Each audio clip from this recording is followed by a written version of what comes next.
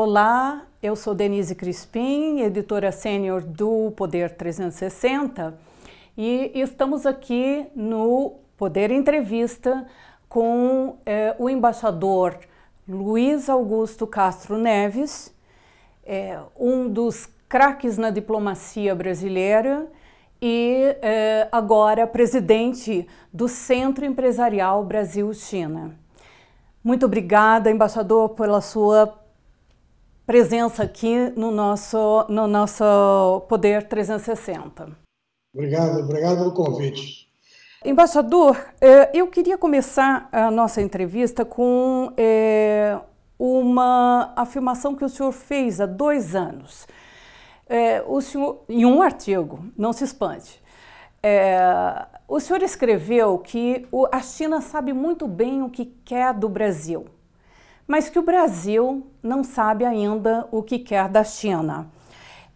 Essa situação, imagino que continue presente e que nos últimos anos a relação bilateral tem ainda mais se deteriorado por causa de declarações do presidente Jair Bolsonaro e de seus filhos e pessoas do seu círculo mais próximos, como era o ex-chanceler Ernesto Araújo. Como que o Brasil pode aproveitar mais dessa relação e deixar de lado esses atritos que nada têm a contribuir para os interesses próprios do Brasil? Bom, o Ulisses Guimarães costumava dizer que, não obstante as opiniões muitas vezes inconvenientes expressadas por personalidades, havia algo diante do qual todo mundo devia se curvar, que era Sua Excelência o fato. E, na verdade, os fatos estão aí. Quer dizer, em relação, no que diz respeito à nossa relação com a China, realmente nós somos um pouco, digamos, improvisadores. Aliás, na nossa política externa, realmente nós somos muito reativos e improvisadores. É difícil estabelecer uma estratégia de longo prazo, por exemplo, em relação a questões que são ou que virão a ser fundamentais para o Brasil, inclusive a questão das relações com a China. Mas, enfim, os fatos se impõem e a verdade é que a China hoje é o nosso principal parceiro comercial, nosso maior comprador, nosso maior vendedor. Em termos de fluxo, na última década, a China foi o maior investidor estrangeiro no Brasil, com investimentos, inclusive, de longo prazo, em atividades estratégicas, como a infraestrutura, como a geração de energia, enfim. E a relação Brasil-China, no que diz respeito aos fatos, vai muito bem. O que não, enfim, evita alguns tropeços, algumas frases mal pensadas, mas que se rendem diante da realidade. Mas, de qualquer maneira, essas frases mal pensadas supostamente produziram reações nada boas da China, como, por exemplo, a dificuldade, o atraso no embarque de vacinas e de insumos para a fabricação de vacinas aqui no Brasil. Ou seja, de alguma forma, já houve algum prejuízo para o Brasil e para os brasileiros por causa de declarações mal pensadas. Na verdade, quem atrasou a vinda das vacinas foi o lado brasileiro. Quer dizer, não só a China, como outros países, outras empresas, como foi o caso da Pfizer, por exemplo, já estavam há tempos oferecendo vacinas ao Brasil e nós sempre fomos adiando a decisão a respeito.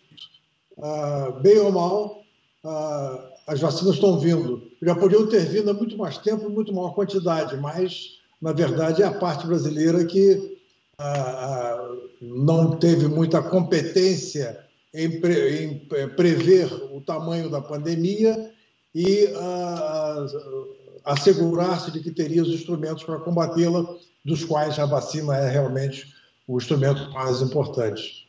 Agora, o senhor acha que com a presença no comando do Itamaraty do embaixador Carlos França, já há algum tipo de mudança nesse aspecto ou não?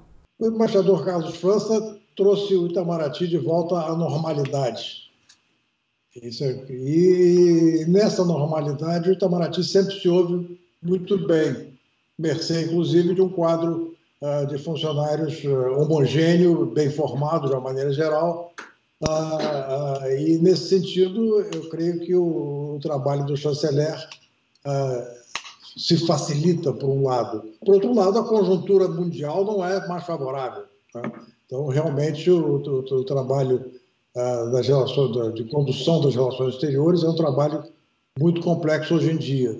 Mas eu acredito que o chanceler Carlos França está bem à altura desse trabalho. Mas, embaixador, o senhor mencionou a participação da China na balança comercial brasileira.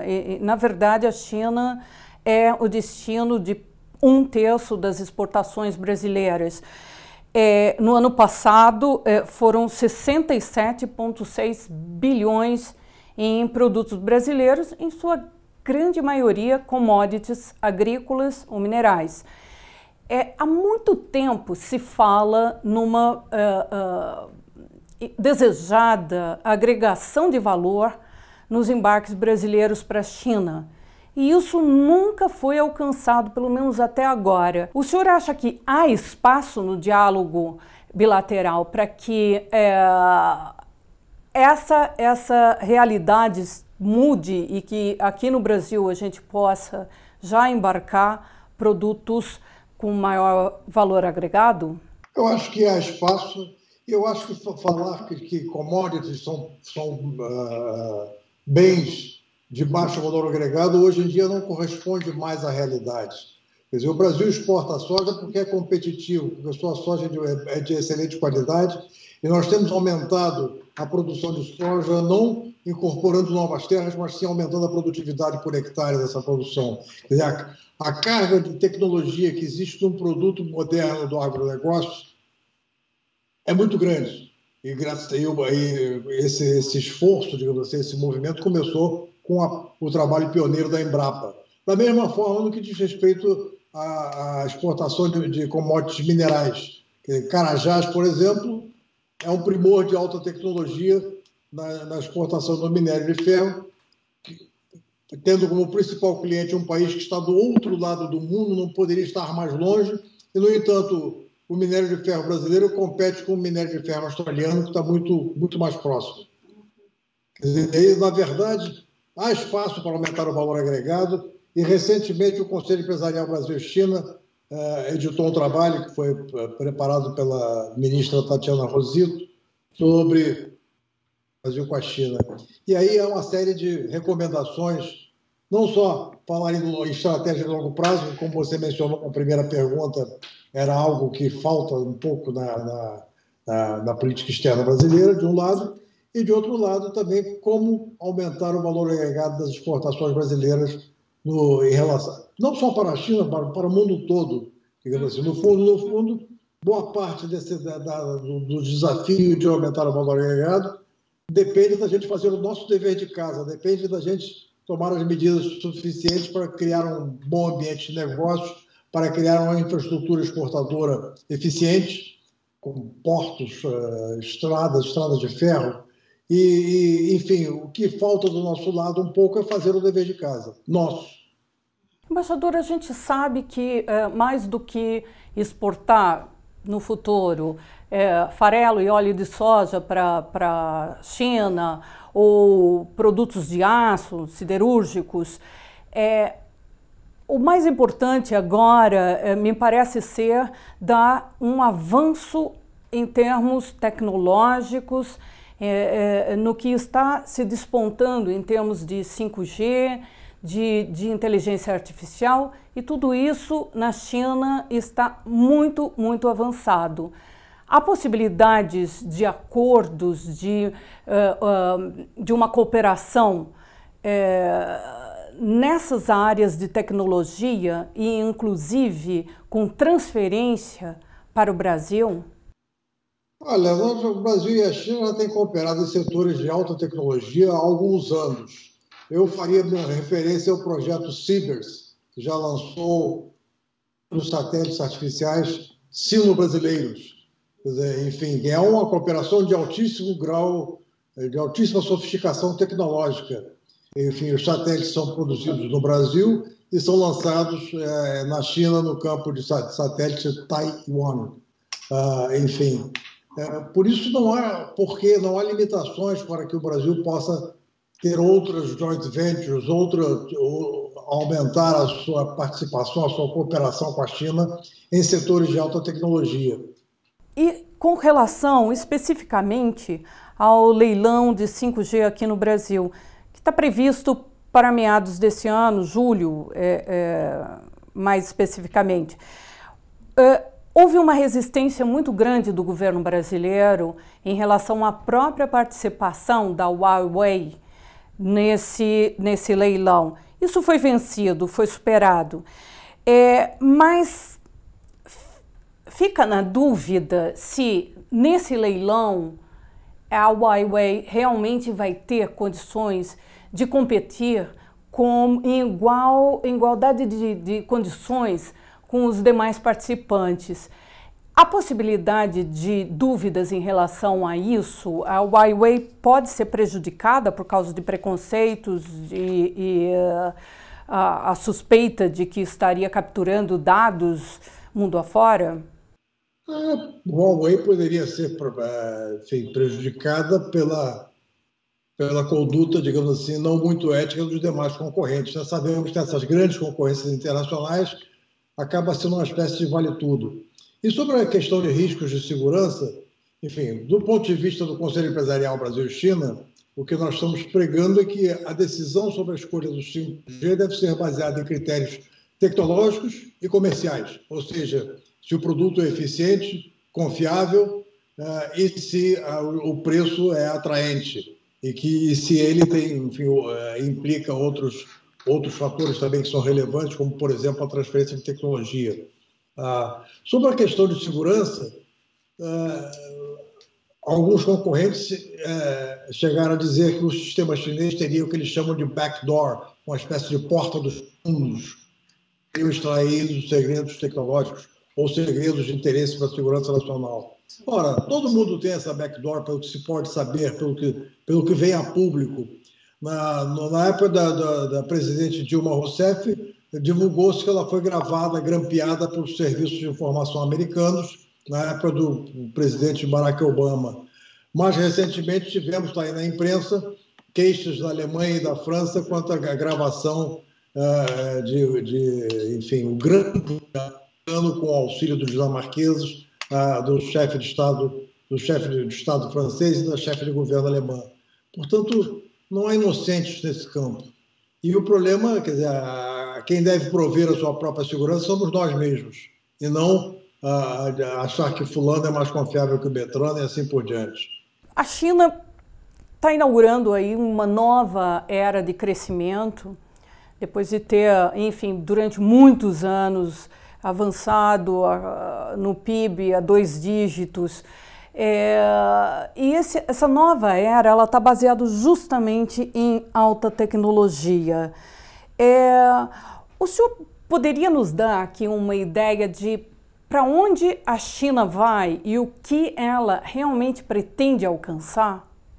Na verdade, a China, como você bem assinalou, cresceu a 2 dígitos durante mais de 3 décadas. O produto interno bruto chinês, nos 30 ou 40 anos, cresceu cerca de 25 vezes. Quer dizer, a China hoje é um país mais desenvolvido do que era há 30 ou 40 anos atrás, certamente muito mais desenvolvido. Ela está voltando a crescer a uma taxa espantosa, 8,5% a previsão para este ano, e em boa medida também devido à capacidade ociosa que foi gerada com o encolhimento da atividade econômica no mundo inteiro por causa da pandemia. Isso é um fato. Agora, hoje em dia, a China, sendo uma economia muito mais sofisticada, o crescimento dela em termos absolutos, mesmo crescendo a 1 dígito só, é, em termos absolutos, maior do que era quando ela crescia 14% ao ano. Com certeza. Uma economia menor. E, na verdade, não há nenhuma economia de grande porte entre as 5 ou 6 maiores economias do mundo que cresça a taxas chinesas.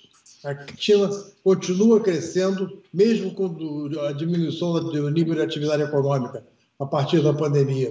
A China continua crescendo o dobro da média mundial. E há uma expectativa de que, por volta de 2030, a China supere os Estados Unidos como a maior economia do mundo. O que se vislumbra e que agora já está, enfim, em discussão, é uma possível guerra fria entre essas duas potências. O senhor vê essa hipótese como possível, plausível? E, se positivo, eu queria saber se o senhor acha que o Brasil, nessa disputa, pode se manter neutro e conseguir extrair as boas oportunidades de cada um dos lados. Bom, possível sempre é. Eu só não acho que seja provável. O que era a Guerra Fria? A Guerra Fria foi aquele enfrentamento entre o Ocidente e o mundo socialista, capitaneado pela União Soviética, pela falecida União Soviética, onde havia uma disputa muito grande, sobretudo estratégica. E havia, na verdade, na prática, o que acontecia era um jogo de soma zero, onde os ganhos de um lado correspondiam a perdas do outro lado, onde a queda de Cuba para o mundo socialista foi uma perda para o mundo ocidental, onde, enfim, em alguns lugares onde não se chegava a um acordo, havia uma divisão e uma instabilidade muito grande, como foi o caso das duas Alemanhas e da questão de Berlim. O que nós temos hoje? Nós temos Estados Unidos e China. A China é o maior parceiro comercial dos Estados Unidos. Quer dizer, o maior investidor estrangeiro na China é os Estados Unidos. Quer dizer, existe um amplo campo de cooperação entre os dois lados. 95% da produção da Apple, por exemplo, é feita na China. Quem anda por uma grande cidade, você já morou lá, já conhece isso, quem está andando por uma rua em Xangai, ou em Beijing, ou em Guangzhou, parece que está andando numa grande cidade americana, está o número de anúncios luminosos de grandes empresas transnacionais de base americana. Portanto, não acredito numa guerra fria, no sentido de que haverá, evidentemente, disputas e divergências, haverá um mundo com dois polos político, econômico, estratégico, militar, Estados Unidos e China de um lado, mas esses dois países cooperam intensamente em um sem número de atividades, de modo que uma guerra fria seria um tiro no pé de ambos. E eu não acho essa hipótese plausível. Pode acontecer algum acidente de percurso ao longo dessa disputa, digamos assim, não digo pela hegemonia, mas pela primazia mundial entre Estados Unidos e China. E, evidentemente, os Estados Unidos hoje, em termos relativos, já não são tão poderosos quanto eram há 30 ou 40 anos atrás. E é sempre uma questão de se acomodar a uma nova ordem internacional. E eu diria, por exemplo, que o fato que é mais ou menos aceito por todo mundo, que o centro de gravidade da economia mundial migrou do Atlântico Norte, Estados Unidos e Canadá de um lado, Europa Ocidental do outro, para a Ásia, onde a Ásia é a região, o continente que mais cresce no mundo, capitaneados pela China, mas é também lá que estão segundo a economia do mundo, China e Japão. E o entrelaçamento das economias asiáticas é muito grande, é muito forte, né? Enfim, de modo que eu acredito que a Ásia será um cenário mais relevante do que é hoje, do que foi, numa nova ordem internacional, cujos contornos ainda não estão definidos. Agora, Pequim tem, nas últimas décadas, expandido sua influência na área internacional e nos últimos anos isso se tornou ainda mais claro e mais visível. Agora, Pequim parece estar explorando uma nova vertente diplomática, que é a da área de saúde. E não à toa já começou a doar vacinas para a sua vizinhança e para outros países em desenvolvimento, e também a fechar acordos para a provisão de vacina para outros países, como o Brasil, por exemplo. Nesse sentido, a gente pode dizer que o Brasil foi capturado pela diplomacia chinesa ou não? Não, não foi capturado pela diplomacia chinesa. Pelo contrário, o Brasil tem sido muito reativo na sua política externa. Nós deveríamos ser mais proativos, talvez. O Brasil sempre foi um país muito em si mesmado. O grau de abertura da economia brasileira é muito pequeno comparado com outros. E até mesmo países da América Latina têm um maior grau de abertura em relação à economia do que a economia brasileira. E, na verdade, o grande desafio nosso é promover a abertura econômica, e não só em relação à China, que é nosso principal parceiro, como já foi dito abundantemente, mas em relação também aos grandes centros econômicos mundiais. É o caso dos Estados Unidos, é o caso da União Europeia, por exemplo. Não é questão de se capturar. O Brasil precisa preservar as suas opções e tendo como base o interesse nacional. A primeira coisa que nós temos que definir é o nosso interesse nacional. O que é que nós queremos, o que é que nós não queremos. Cerca de 80%, como já foi dito aí na imprensa, das vacinas aplicadas no Brasil são de origem chinesa, claro. Mas você sabe também que nós recusamos vacinas de outros fornecedores ocidentais. De modo que aí, no caso, nós não fomos capturados. Nos deixamos capturar? Não, não nos deixamos capturar, nós simplesmente andamos nessa direção. Quer dizer, montamos a nossa estratégia, se é que a gente pode chamar isso de estratégia, de tal maneira que não nos restou outra alternativa senão comprar aquilo que estava disponível naquele momento. Evidentemente, estão procurando corrigir esses maus passos dados no passado recente, mas isso foi consequência de uma atitude do lado brasileiro. Agora, de uma forma geral, a gente vê muito claramente o avanço, seja do lado da China ou dos Estados Unidos, agora mais recentemente, dessa diplomacia de saúde. Há, digamos, uma disputa entre potências, entre países grandes desenvolvedores de produtos farmacêuticos em relação à sua hegemonia ou à sua primazia no mundo? É evidente que, tradicionalmente, China e Índia sempre foram os maiores fornecedores do mundo de produtos farmacêuticos, seja de vacina, seja de remédios de uma maneira geral. Quer dizer, as indústrias farmacêuticas da Índia e da China são conhecidas por serem extremamente amplas, poderosas e grandes fabricantes.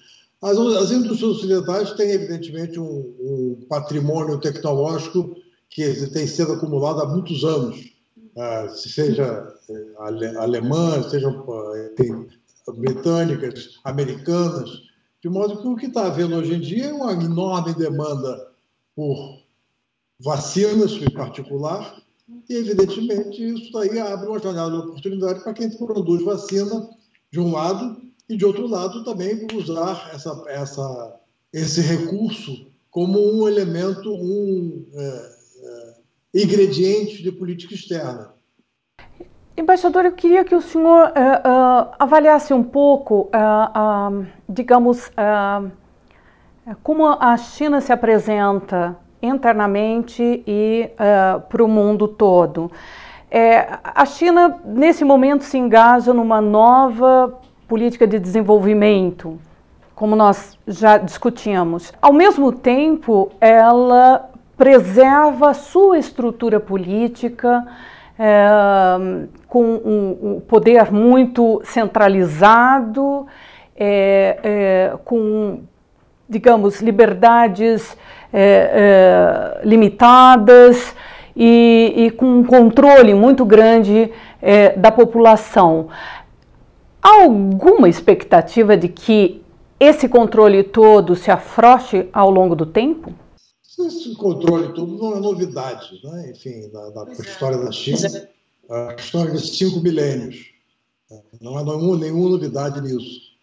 Enfim, mas eu não saberia o que dizer nessa matéria. Eu posso citar, digamos assim, quando eu morava lá, eu ouvi de um acadêmico chinês, uma pessoa relevante, que, enfim, uma das características das grandes democracias é que ter, digamos assim, uma fração amplamente majoritária de sua população classificada como classe média. E um dos subprodutos do crescimento da economia chinesa, um dos subprodutos do desenvolvimento chinês, foi a criação de uma classe média chinesa que não havia, que hoje já supera a marca do 500 milhão de pessoas. E eu me lembro, achei até curioso a forma como me foi apresentada. Ele virou-se para mim e disse: você sabe que classe média é muito palpiteira. Essa classe média está crescendo em algum ele dá palpite da forma de governar a China. Eu acredito que, talvez numa perspectiva oriental, isso seja a médio prazo, mas talvez daqui a uns 50 anos nós teremos um regime certamente muito mais participativo por parte da sua sociedade do que temos hoje. O que, aliás, hoje o regime na China já é muito mais aberto, se é que a gente pode usar esse termo, do que o era há 40, 50 anos atrás, sem dúvida alguma. Sim, hoje a China vive o momento de sua, digamos assim, o povo chinês atingiu níveis de prosperidade que nunca teve antes. Sim, mas ainda existem obstáculos, né, embaixador? Por exemplo, não há um sistema público de saúde como se esperaria de um regime comunista, não há um sistema de previdência social, ou seja, ainda há bolsões imensos de pobreza e de exclusão social, enfim, sem contar das perseguições políticas e, enfim, nesse sentido, o senhor acha que a China se transformaria nesses campos mais por pressões internas ou por pressões externas? Ela é suscetível a pressões externas? Eu acho que todo mundo hoje em dia é pressões externas. O mundo, queiramos ou não, é um mundo muito mais globalizado.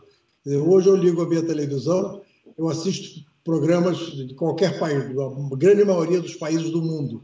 Então, o contágio, digamos assim, com outras sociedades, com outros mundos, é muito maior hoje em dia do que o era antes. E, evidentemente, dependendo do grau de legitimidade, que pode ser de várias formas, né?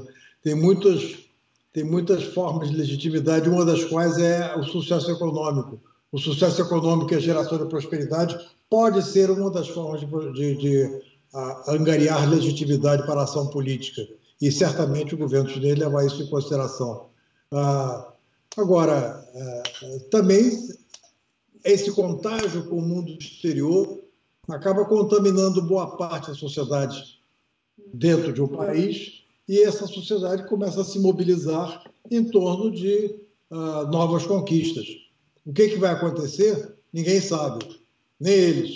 Mas, certamente, o regime político chinês daqui a 30 anos não será o mesmo de hoje. Como o de hoje também não é o mesmo da época, por exemplo, da autarquia de Mao Zedong, da Revolução Cultural, do Grande Salto Adiante. Embaixador, eu queria entender um pouco a lógica da flexibilização da política de controle da natalidade na China. Recentemente, o governo central chinês permitiu que casais tenham até 3 filhos. A explicação é que a taxa de natalidade vem decaindo nos últimos anos. Isso em um país que tem uma população de mais de 1 bilhão e 400 mil habitantes. 1 bilhão e 400 milhões de habitantes, corrijo. O senhor pode explicar um pouco como isso acontece nesse momento? A meu ver, a política de um filho, que foi a solução encontrada pelos chineses para controlar a chamada explosão demográfica, como era chamada naquela época, e que era na China e em vários outros países. Eu lembro que no final da década de 60, por exemplo, início da década de 60, o crescimento da população brasileira era de 3% ao ano. E havia muita gente, aqui no Brasil, preconizando o controle da população para que não houvesse aquilo que Mário Simonsen designou uma vez, aumentar o denominador sem que o numerador crescesse. Portanto, a renda das pessoas, a renda per capita das pessoas ia cair sempre. Agora, os chineses verificaram que depois de vários anos com a política de um só filho, uma das coisas que aconteceu foi o envelhecimento da população. E a perspectiva, e aí já numa visão mais estratégica, de que a médio e longo prazo a China contará com um número muito grande de idosos. E, quer dizer, os mais moços vão ter que trabalhar muito mais para poder sustentar os idosos.